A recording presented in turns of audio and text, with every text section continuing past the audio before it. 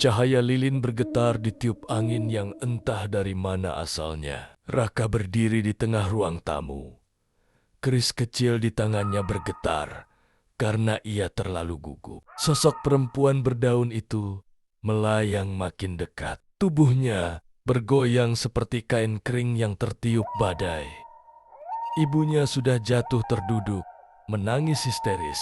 Tangan-tangan kecil yang merayap dari tubuh sosok itu semakin banyak, berusaha menggenggam kaki ibunya. "Jangan sentuh dia!" teriak Raka. Ia mengangkat keris, lalu menusukkannya ke arah tangan-tangan itu. Begitu ujung keris menyentuh salah satu tangan, terdengar suara cicit nyaring seperti besi panas menyentuh air. Tangan itu langsung hancur menjadi abu, dan daun-daun kering beterbangan di udara. Cahaya keris makin terang, membuat sosok perempuan itu meringkuk. Suaranya mendesis. "Kau berani melawanku, anak manusia?" Raka tak menjawab. Ia melompat maju, menebas dengan keris kecil itu ke arah tubuh sang perempuan. Seketika, tubuhnya bergetar hebat. Dari dalam tubuh daun itu, keluarlah cairan hitam kental yang memercik ke lantai. Bau busuk memenuhi ruangan.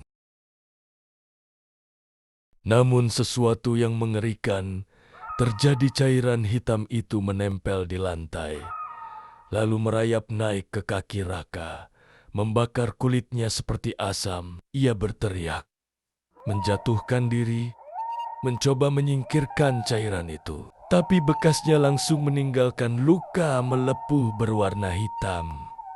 Sosok perempuan itu tertawa nyaring. "Keris itu melukai, tapi juga membuka jalanku."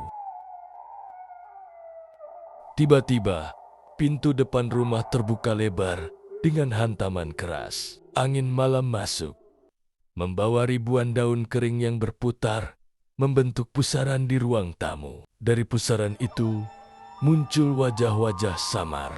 Mulut mereka berbisik tanpa henti. Satu malam, satu jiwa. Raka menggenggam keris erat-erat meski tangannya berdarah karena cairan hitam itu. Ia berdiri di depan ibunya, mencoba melindungi.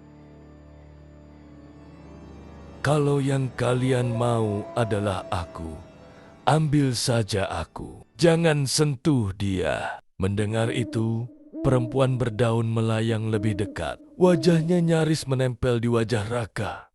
Dari balik helaian daun kering yang menutupi mukanya, tampak mata hitam kosong dengan kilau merah samar. Bibir yang rapuh terbentuk dari urat daun itu bergerak. Malam kedua, setengah jiwamu sudah jadi milikku. Dengan cepat, ia menyentuh dada Raka. Seketika tubuh Raka kaku. Napasnya tertahan, matanya gelap, dan ia merasa separuh rohnya ditarik keluar seperti kabut putih. Ibunya menjerit, mencoba memeluk tubuh Raka, tapi angin kencang melemparkannya ke dinding. Dalam keadaan hampir kehilangan kesadaran, Raka berusaha terakhir kali menusukkan keris itu tepat ke tangan perempuan berdaun. Jeritan panjang mengguncang rumah. Daun-daun beterbangan liar. Dan seketika sosok itu lenyap terhisap kembali ke pusaran yang lalu mereda begitu saja. Sunyi. Raka jatuh tersungkur di lantai. Tubuhnya gemetar hebat. Ibunya berlari menghampiri, memeluknya sambil menangis. Tapi Raka tahu sesuatu yang mengerikan telah terjadi. Separuh jiwanya sudah hilang. Tubuhnya dingin, kulitnya pucat, dan di cermin ruang tamu, ia melihat bayangannya sendiri tidak lagi utuh. Setengah tubuhnya memudar seperti bayangan kabur. Malam kedua telah berlalu. Malam ketiga akan menjadi yang terakhir.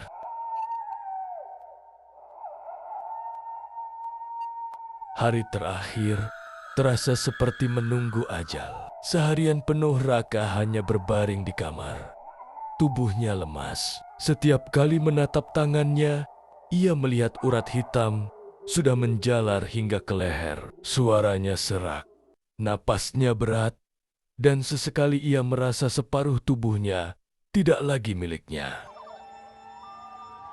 Ibunya terus menangis di sisi ranjang. Ia sudah mencoba menghubungi dokter, tapi Raka menolak. "Bu, dokter nggak bisa nolong aku. Ini bukan penyakit." Siang itu, Pak Surya datang. Setelah dipanggil, wajahnya muram melihat keadaan Raka. "Waktumu tinggal sedikit, Nak. Malam ini mereka akan menjemput. Kalau kau kuat, keris itu bisa menahan. Tapi hanya satu syarat." Raka menatap dengan mata lemah. "Apa syaratnya, Pak?" "Jangan sampai kau keluar rumah. Apapun yang terjadi, apapun yang kau dengar, jangan buka pintu. Jangan ikuti suara. Mereka akan menyamar jadi siapapun untuk membawamu. Ingat itu." Raka mengangguk pelan. Malam pun datang.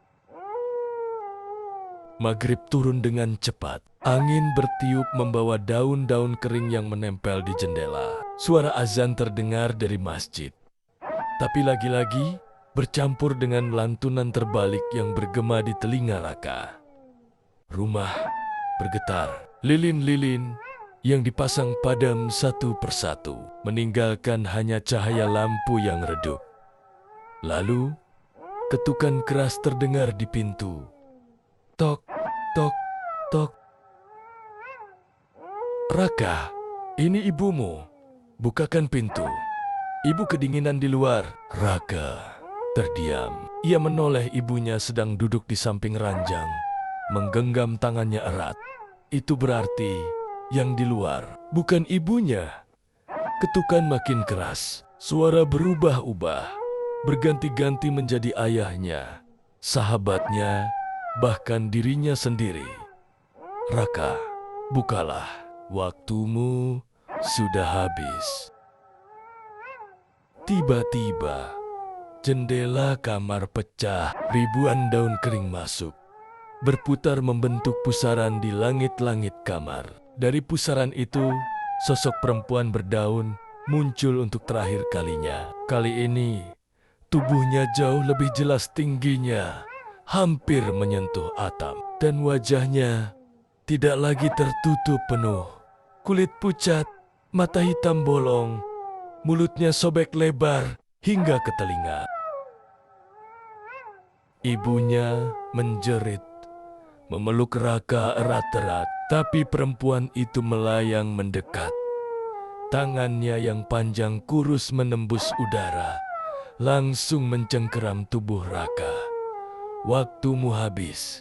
Malam ketiga, jiwamu jadi milikku." Tubuh Raka langsung terangkat dari ranjang, bergetar keras. Dari mulutnya keluar asap putih sisa jiwanya yang tersisa.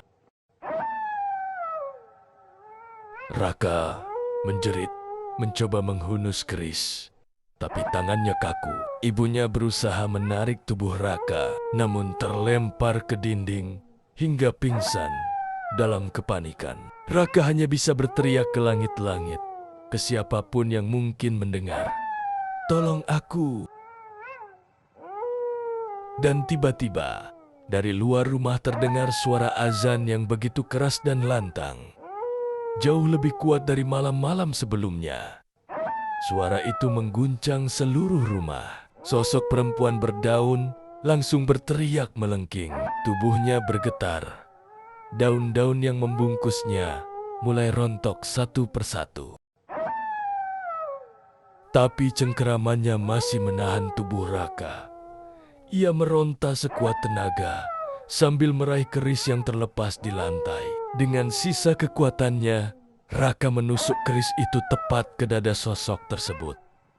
Jeritan panjang memenuhi ruangan. Daun-daun beterbangan liar, jendela pecah, lampu padam, hingga semua rumah bergetar. Lalu, gelap. Gelap, sunyi, hanya detak jantung Raka yang terdengar di telinganya. Perlahan, ia membuka mata. Tubuhnya tergeletak di lantai kamar yang kini penuh dengan daun kering hangus. Keris kecil itu masih tergenggam erat di tangannya. Berlumur cairan hitam yang sudah mengeras seperti arang. Ibunya terbaring di sudut kamar. Raka berlari lemah menghampiri, memeriksa. Untungnya, ibunya hanya pingsan. Napasnya masih ada. Namun, sesuatu terasa janggal. Saat Raka menoleh ke cermin di sudut kamar, ia membeku. Bayangan dirinya tidak lagi utuh kali. Ini tidak ada bayangan sama sekali. Tubuhnya ada, tapi cermin menampilkan ruang kosong. Tiba-tiba, terdengar bisikan di telinganya. Suara yang sama seperti saat malam-malam sebelumnya. Separuh jiwamu sudah bersamaku, meski tubuhmu selamat. Raka terhuyung, memegangi dadanya. Ada rasa hampa, kosong, seolah-olah jiwanya benar-benar bolong. Pagi datang, rumah itu berantakan, jendela pecah, daun kering menumpuk sampai menutupi lantai. Pak Surya datang dengan wajah cemas. Saat melihat keadaan Raka, ia hanya bisa menghela napas berat. Kau berhasil menahannya, nak. Tapi kutukan itu tidak sepenuhnya hilang. Raka menatapnya dengan mata sayu. Apa maksudnya, Pak? Bukankah aku sudah menusuknya dengan keris? Pak Surya duduk, menatap Raka dalam-dalam. Kau hanya memutus perjanjian untuk malam ketiga. Tapi separuh jiwa yang sudah ia ambil. Kau akan hidup, tapi tidak lengkap. Kau akan terus mendengar bisikan, merasakan bayangannya. Dia akan selalu menempel sampai waktunya tiba untuk menjemputmu. Raka terdiam, tangannya gemetar. Lalu ia kembali menatap cermin. Masih kosong, tidak ada bayangan. Ibunya menangis, memeluk Raka erat-erat. Yang penting kamu hidup, nak. Jangan tinggalkan ibu. Namun di sudut ruangan, di antara tumpukan daun kering, samar-samar terlihat siluet perempuan berdaun itu. Wujudnya tidak lagi penuh, hanya bayangan samar yang memudar perlahan. Tapi matanya masih menatap lurus pada Raka. Dan Raka tahu, ini belum selesai. Hari-hari setelah malam ketiga terasa asing bagi Raka. Tubuhnya selamat, tetapi hidupnya berubah. Ia jarang keluar rumah. Tubuhnya semakin kurus, dan matanya sering kosong seolah melihat sesuatu yang tak kasat mata. Setiap kali menjelang maghrib, ia mendengar suara daun kering berbisik di sekitar rumah. Meski halaman sudah disapu bersih, saat menutup mata, ia bisa merasakan sentuhan dingin jemari panjang itu di bahunya. Kadang, ibunya menemukan Raka berbicara sendiri di kamar. Dia nggak pernah pergi, Bu. Dia di sini, katanya, sambil menatap sudut kosong ruangan. Pak Surya beberapa kali datang, mencoba menenangkan. Kau berhasil selamat dari maut, tapi ingat, kutukan itu hanya tertunda, bukan hilang. Raka menelan kata-kata itu dengan getir. Ia mulai sadar, bayangan kosong di cermin adalah tanda bahwa separuh dirinya sudah berada di dunia lain. Malam itu, sebulan setelah kejadian, Raka duduk di teras rumah. Angin sore membawa aroma tanah basah. Matahari hampir tenggelam. Dari pohon waru tua di ujung gang, satu helai daun kering jatuh, melayang perlahan dan mendarat tepat di pangkuannya. Raka merinding. Saat ia menatap daun itu, terdengar bisikan lembut, nyaris seperti suara perempuan yang dulu menjemputnya. Aku menunggumu, jangan lupakan janjimu. Jantung Raka berdegup keras. Ia ingin melempar daun itu, tapi tangannya kaku. Daun itu seperti melekat, dan saat ia menoleh ke jendela, untuk pertama kalinya ia melihat bayangannya kembali di cermin. Tapi bukan bayangan dirinya yang normal. Bayangan itu tersenyum lebar. Matanya hitam bolong, mulut sobek hingga ke telinga, persis seperti sosok perempuan berdaun itu. Raka menjerit, terjatuh, sementara suara azan maghrib berkumandang dari kejauhan. Namun kali ini, suara azan tidak menenangkan suara itu. Justru tenggelam di tengah tawa panjang yang menggema di seluruh rumah. Sejak malam itu, Raka tidak pernah terlihat lagi di komplek. Ibunya ditemukan linglung, hanya duduk di teras sambil meraih-raih daun kering yang jatuh, seolah memeluk seseorang yang tak ada. Dan orang-orang kampung mulai percaya satu hal. Jika menjelang maghrib ada daun kering jatuh di pangkuanmu, jangan pernah menatapnya terlalu lama, karena itu tanda kutukan menuntut jiwa berikutnya.